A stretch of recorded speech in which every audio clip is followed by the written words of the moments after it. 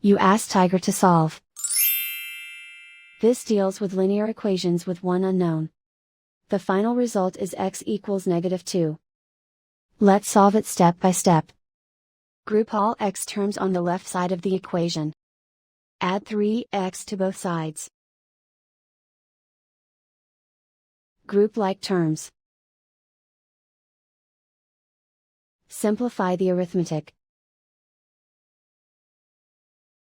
Group like terms. Simplify the arithmetic. Group all constants on the right side of the equation. Add 10 to both sides. Simplify the arithmetic.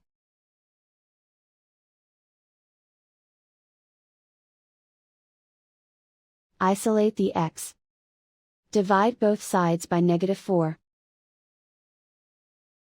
Cancel out the negatives.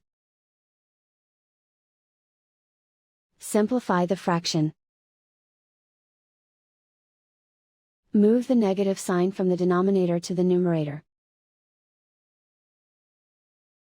Find the greatest common factor of the numerator and denominator.